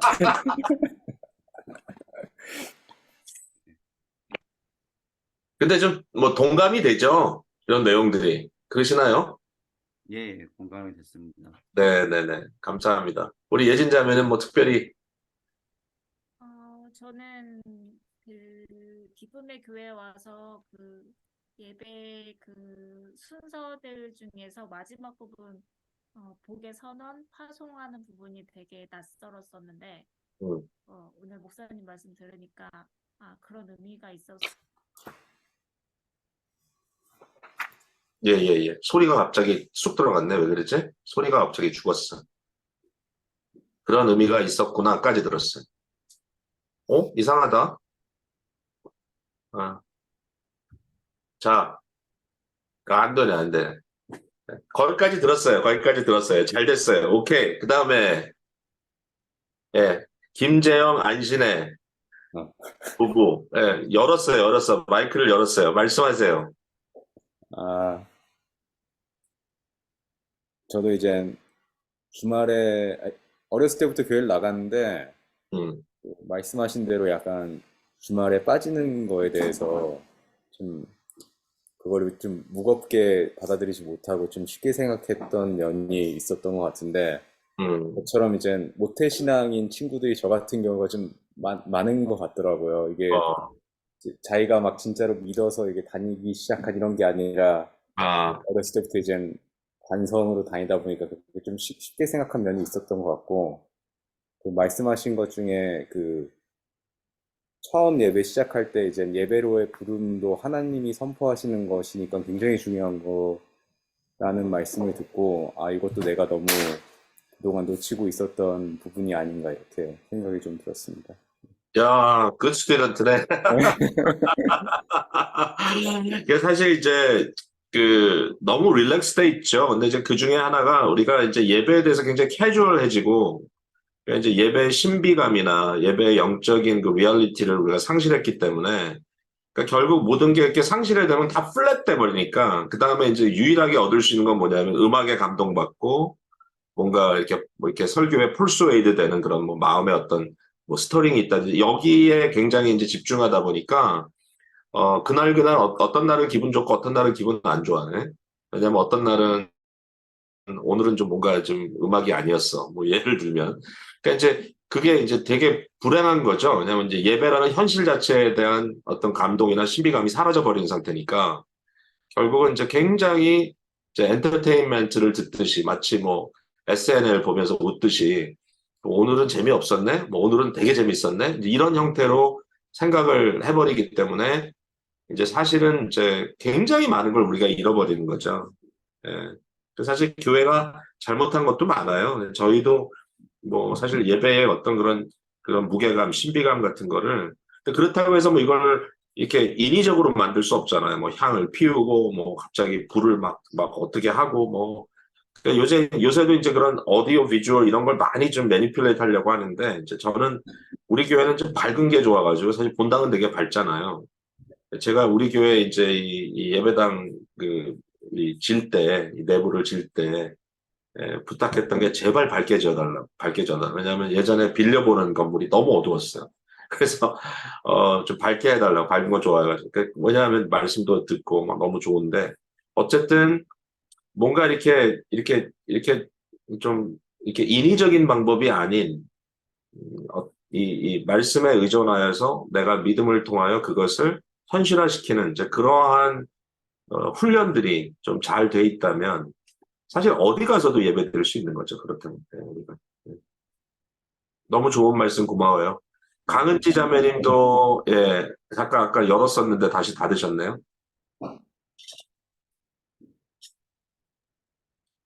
네, 저도 저기 말해도 돼요? 네, 네. 말씀하시라고요. 조금 크게. 예, 예. 교회를 오래 다니다 보니까 이 제 마음속에 있는 그 중심, 그 코어에 하나님을 알고자 하는, 예배하고자 하는 그런 것이 이제 좀 습관화되어 있다는 생각이 들었어요. 어느 순간부터. 그게 이제 예배가 아까 보여주기식의 예배 음, 그런 게 요즘에 많이 이렇게 파퓰러하다 보니까 뭐다 그렇진 않지만 음, 그 속에서 진짜 하나님을 예배하려고 하는 그 마음이 보여주기식에 가려져 버려가지고 어느 순간부터 정말 이게 좀 많이 드라이해지더라고요.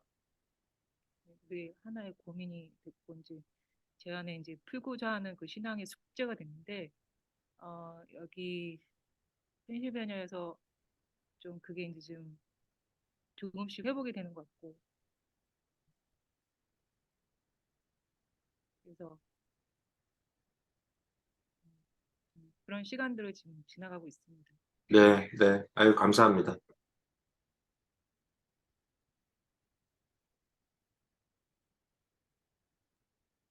네. 연순이 권사님. 네, 저도 많은 말씀 중에서 그 공동체 예배는 하나님과 그의 백성, 거기에서 많은 은혜를 받았던 것 같아요. 음. 그리고 또 마지막에 그 복의 선언, 보통, 모르겠어. 다른 교회는 모르는데 제가 다녔던 교회에서 다 축도라고 그러거든요. 음. 그래서 축도를 한다고 얘기를 하는데 오늘 말씀을 들으면서 이런 깊은 뜻이 있다는 거를 새삼 다시 느끼게 되는 것 같아요. 너무 음. 감사합니다. 네. 사실은 우리가 카톨릭 교회에서 하고 있는 거를 다 우리가 무시하지 않아도 되는 부분이 그 부분인데,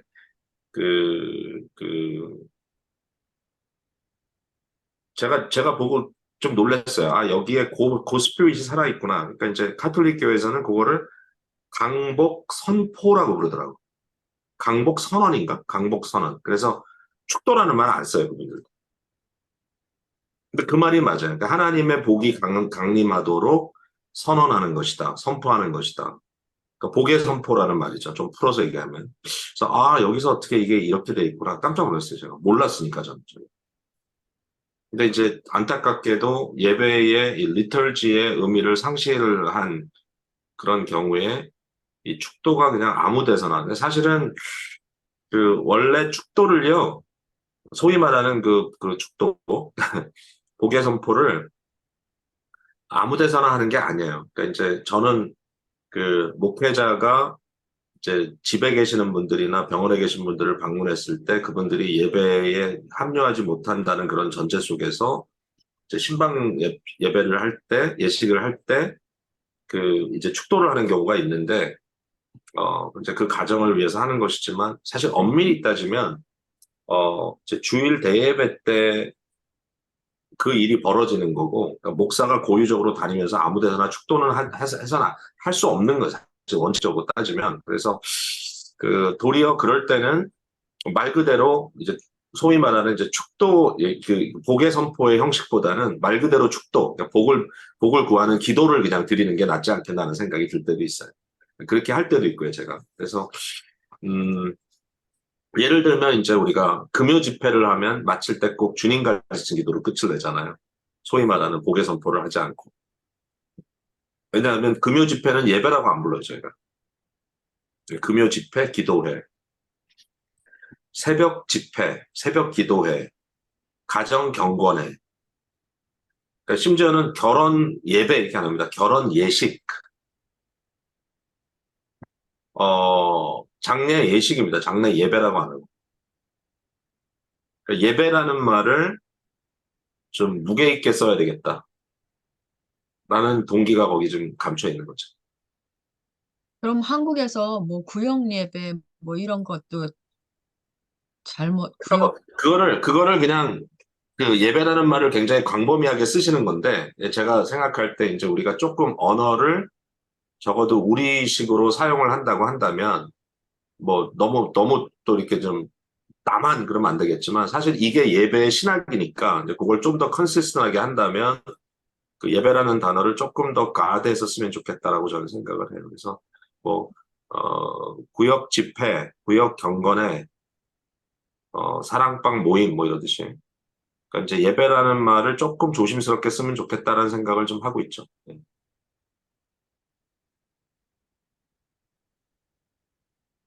뭐 그렇다고 해서 뭐 그건 뭐 쓰면 안 돼 뭐 이런 건 아닌데, 그러니까 적어도 그런 좀 생각을 좀 하고 살았으면 좋겠다. 아니 이제 이게 또 맞는 것 같아요. 네, 예, 이게 최선을 맞는 것 다해 같아요. 보겠습니다. 다른 감사합니다. 분들, 예.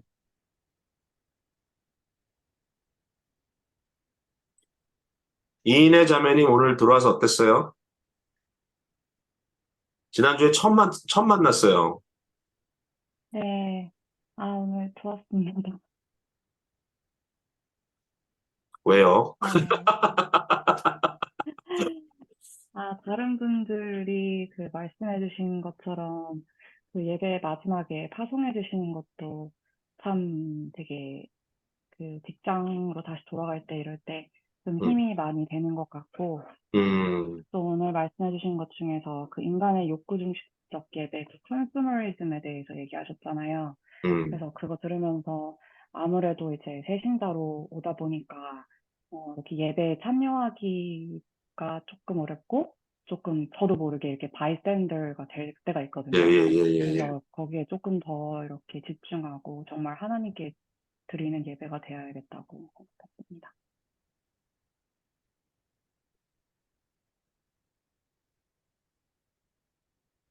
좋습니다. 너무 감사합니다. 질문해 주셔도 되고요. 우리 임지영 자매님은 말씀 잘 안 하시죠? 네. 전 굉장히 기쁘고 감사했던 게, 사실 몰랐던 건 아닌데, 하늘 지성소에 올라가서, 하나님 옆에, 하나님 보좌 옆에서 예배를 드린다는 그거에 대해서 다시 한번 생각해 볼 수 있었고, 굉장히 다시 기뻐지는 그런 걸 느꼈고요. 그 다음에 아까 앞에서도 말씀하셨는데, 제가 또 저한테 너무 관대해서, 뭐, 네, 이 예배 시간에 잘 맞춰서 와서, 네, 처음부터 다 해야 되는데, 늘 뭐, 이런저런 핑계로, 네, 그냥 가는 것만 해도 다행이지 이러면서 다니는데, 조금 더 시간을 잘 지켜서 처음부터 예배에 참여하도록 해야 되겠다 생각했습니다. 예. 근데 사실 이제 제가 에, 하루 이틀 목회한 사람도 아니고 정말 25년 동안 이제 교회 사역을 해왔는데 이제 우리 교회의 기본적인 문화가 EM 같으면 이제 더 심각하고 또 KM도 요새 보니까 이제 그 약간 늦어지는 그런 것들이 많이 보이잖아요. 그러니까 특별히 2부 예배 같은 경우 보면 이제 많이 늦으시더라고요. EM도 마찬가지로. 그래서 사실 우리 이거는 일종의 이제 이 교회 뭔가 새롭게 같이 이제 합류하시는 여러분들을 제가 지난번에도 말씀드렸지만 이제 개척의 첫 자리까지 모시고 가서 다시 시작하는 것처럼 이제 이렇게 이 말씀을 드리고 있는데, 근데 그동안에 이미 문화가 이렇게 형성이 되고 거기에 대해서 좀 철저하게 해왔어야 되는데 사실 그렇게 못한 게 너무 많은 거죠. 그러니까 사실 이게 이론은 이런데 실제에서 우리가 좀 약하다면 사실 목회자도 좀 책임은 여전히 있어요. 그렇지만 어쨌든 여러분이 오늘 함께 저와 나눈 이 내용은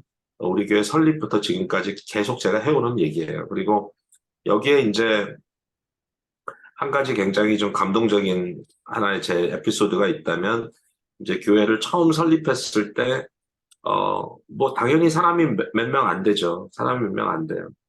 제가 이번 주말에 집회를 하러 LA로 가는데, 개척한 지 몇 년 안 되는 교회, 목사님이 전화가 왔는데, 이 카톡이 왔는데, 너무너무 기대가 되면서 또 한편으로는 부담스럽다. 그래서 부담스러운 얘기를 하면서 무슨 얘기인가 하면, 목사님 여기까지 오시는데 사람 수가 너무 적을 것 같아서 죄송하다고 그래서 제가 가서 그 얘기를 좀 하려고 그래요. 제가 이제 지금 하려는 얘기를. 그러니까 이제 그게 중요하지가 않다. 사실은. 그러니까 있는데 빠져먹는 건 중요하지만, 지금 이 교회가 이 모습이라면, 이 자체가 아름다울 수 있다고 생각을 하는데, 처음 이제 교회 개척을 하고, 이제 예배를 드리는데 뭐 환경이 썩 어렵죠. 뭐 여름에 에어컨도 없고 예배는 오후 2시에 드리고 막 이제 시작을 하는 거예요. 근데 정말 30명 모이기가 어려웠어요. 처음에 30명 모이기가 참 어렵더라고요. 그래서 이제 그 예배 시간에 오후 예배니까 이제 다른 곳에서 오전 예배를 드리고 이제 몇몇 분들이 저를 이제 격려한다고 이제 예배 오셔가지고 예배 끝나고 나갈 때 되면은 목사님 뭐 참 고생 많으십니다. 참고 견디시면 성공할 거예요. 맨날 성공할 거라고 이렇게 얘기하셔가지고, 그걸 듣는 제 마음이 썩 편치가 않았거든요. 근데, 그런 얘기를 하도 하다 보니까 이제 우리 교회 정착하신 가족들도 그냥 격려한다는 말로 저한테, 목사님 참고 견디시면 성공할 겁니다. 이제 자꾸 성공이란 말을 그렇게 하시더라고요. 그래서 제가 강단에서 이렇게 얘기를 했어요. 사실 그 성공이라는 것이 좀 마음에 걸리는데, 우리가 30명이 예배에도 성공할 수 있고 실패할 수 있고 300명이 예배에도 성공할 수 있고 실패할 수 있고 3,000명, 3만 명이 예배를 해도 성공할 수 있고 실패할 수 있는 거니까 만약에 우리가 지금 이야기하는 대로 정말 오늘 이 순간에 우리가 믿음으로 하늘 보좌에 들려 올라가 하나님 앞에 나아가고 천군 천사들과 함께 앞서간 영혼들과 함께 모든 신실한 성도들이 영적으로 한 자리에서 예배한다면 지금 이 순간에 우리가 그 예배에 참여하는 기쁨과 감격이 우리에게 있다면 그게 성공이지 뭐가 성공이겠냐. 무슨 다른 성공이 필요하겠냐. 그래서 제발 성공할 겁니다 얘기하지 말고 여러분 성공하십시오. 그래서 이제 예배 끝나고 내려왔는데 그때 이제 거의 처음부터 조인하신 권사님 아주 그 화끈하신 분인데 나오시면서 눈물이 글썽글썽 하셔가지고 제 손을 꽉 붙들더니 목사님 우리 성공했습니다 이러면서 가시더라고요. 그게 너무 감동이 됐었어요. 그때 제 마음에. 아 그렇다. 그러니까 이제 사실 지금 돌이켜보면 뭐 지금보다도 그때는 정말 막 수천 명 앉혀놓고 설교하는 것처럼 막 너무너무 막 큰 소리 치면서 설교했어요. 젊은 나이에. 그 열정이 어디서 나왔을까? 그러니까 예배에 대한 감격이었던 것 같아요. 너무 좋더라고요, 하여튼. 네, 너무 좋더라고. 마음껏 복음 전하고, 마음껏 말씀 풀어내고, 그 자리에서 정말 이 신학적인 이 정통성을 가지고, 뭔가 우리가 올바른 길로 가자라고 하는 이야기를 막 기쁘게 이렇게 풀어낼 수 있다는 게 너무 흥분되고 좋았어. 그게 지금도 여전한 것 같아, 그 느낌은. 근데 뭔지 몰라도 지금은 어떻게 하면 이 모든 걸 담아낼까라는 거기에 또 조바심이 생기기도 하고 뭐 지난주에도 교실이 너무 이렇게 포화가 돼가지고 우리 오늘 교육자들 회의할 때 걱정을 했지만 사실은 그 모든 고민 속에 더 중요한 건 본질이다. 이 본질 속에 아이들이 정말 예배를 배우고 정말 이 교회 공동체의 의미를 조금이라도 담아가서 갈 수 있다면 가족 단위로 그것보다 더 기쁜 일이 뭐 있겠어요, 사실. 교회가 그거 하는 건데요, 모이면. 그리고 흩어져서 여러분 살아가는 거 격려해드리고. 그러니까 여러분 봉사하는 것도 교회에서 하는 것도 되게 중요하지만 필요해요, 우리 사람이. 근데 사실은 그 봉사보다 더 중요한 것은 6일 동안 여러분이 삶의 자리에서 예배자로 사는 거예요, 그리스도의 사람들. 그러니까 그걸 할 수 있도록 저희가 지원할 수 있다면 일종의 코러백 역할을 해줄 수 있다면 그것보다 더 좋은 게 뭐가 있겠어요. 여러분 축복하고 싶어요. 네, 한 분씩 다 얘기하고 싶은데 저는 또 억지로 할 수는 없으니까 감사합니다. 9시 7분 여기서 우리가 오늘은 마무리하고요. 여러분 오늘 또 편안히 주무시고 한 주 잘 보내시고요. 다음 주에는 제가 제 얘기를 조금 드리면 이번 주말에 이제 LA 쪽에 이제 새로 개척한 교회 집회하면서 좀 격려하는 시간이 있고요. 그리고 그러니까 금요일 아침 일찍 떠날 거예요, 여기서. 그래서 금요일 저녁 집회, 토요일 집회, 주일 집회 이렇게 하고 주일 밤에 곧바로 일로 오질 못하고 제가 여러분 아시겠지만 저희 그 어머님 작년에 돌아가시고 굉장히 이제 불편한 가운데 계신 우리 아버님이 올해 나이가 100세신데 사실은 우리 그 형님 가정만 그 근처에 있고 아무도 식구들이 없는데 많이 외로워하시고 힘들어하시거든요. 또 이제 얼마나 더 생존하실까 뭐 이것도 사실 잘 모르는 거고 그래서 제가 사실 그게 항상 마음에 좀 걸려가지고 아들은 딱 둘인데 저희가 저희 해야 할 일을 좀 해야 되겠는데 그래서 항상 마음에 걸려서 뭐 최선을 다하고 있는데 사실 지난 여름부터 오늘까지 예전만큼 가서 뵙질 못했어요. 우리가 팬데믹 그때도 못 갔지만 이제 보통 1년에 많으면 주중에라도 막 7번씩 8번씩 다녀오곤 했어요. 부모님 때문에. 근데 캐나다 밴쿠버에 계시거든요. 멀어요. 그래서 그 항상 좀 아쉬웠는데 이번에 집회 서부에서 하고 곧바로 시애틀로 가서 차 빌려가지고 밴쿠버 올라가서 한 3, 4일? 4, 5일? 거기서 이제 부모님, 아버님하고 함께 좀 지내다가 그리고 돌아올 예정입니다. 그래서 다음 주는요, 제가 밴쿠버에서 여러분을 만날 거예요, 줌으로. 다음 주 화요일 밤에는. 그래서 이제 이 클래스는 끊어지지 않고 지속해서 가고 여러분 시간은 7시 반인데 제 시간은 어떻게 되나요? 4시 반인가요? 서부니까. 그래서 어쨌든 저는 거기서 여러분을 만나도록 하겠습니다. 다음 주에. 그래서 다음 주에 다시 뵙도록 해요. 여러분, 오늘 밤 굿나잇입니다. 굿나잇. 감사합니다. 네. 잘 다녀오세요. 좋은